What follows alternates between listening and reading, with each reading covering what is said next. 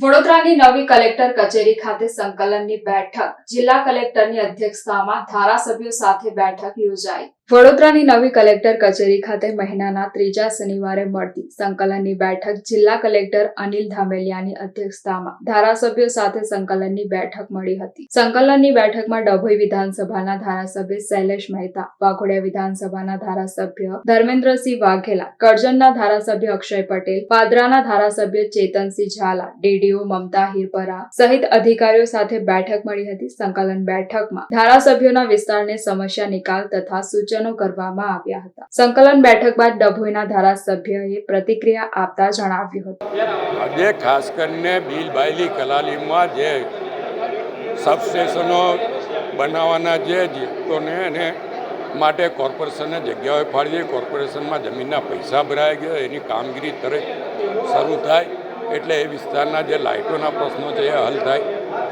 ખાસ કરીને તેન તળાવ કે જેમાં બ્યુટિફિકેશનમાં સરકારે મંજૂરી આપી દીધી છે, એના આર્કિટેક્ટ ટેન્ડર બધી એ થઈ ગયું છે, પણ એનું પહેલું કામ પાણી ભરાવું છે, તળાવ છે, એને માટે મુખ્યમંત્રીએ સ્પેશિયલ કેસમાં 62 લાખ મંજૂર કર્યા છે પાઇપલાઇનથી પાણી ભરવા માટે।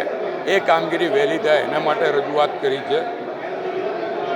આવો જ રીતે બીજા જે પ્રશ્નો ભૂતકાળમાં પેન્ડિંગ રહેલા છે એ પેન્ડિંગ પ્રશ્નો ઉકલે એના માટેની કલેક્ટરશ્રીને રજૂઆત કરી છે। સાથે પેન્શનર મંડળો જે નિવૃત્ત કર્મચારીઓ જેને રાજ્યના દરેક જિલ્લામાં કલેક્ટર ઓફિસમાં કે બીજી કોઈ સરકારી ઓફિસમાં પેન્શનરોને બેસવાની જગ્યા આપવામાં આવે છે।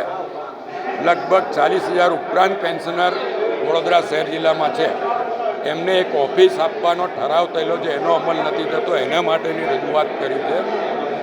એટલે આ બધા પ્રશ્નોનો હલ તાત્કાલિક થશે એવું કલેક્ટરે ખાતરી આપી છે। જોઈએ છે નેક્સ્ટ સંકલન સુધીમાં કેટલા પ્રશ્નોનો ઉકેલ આવે છે।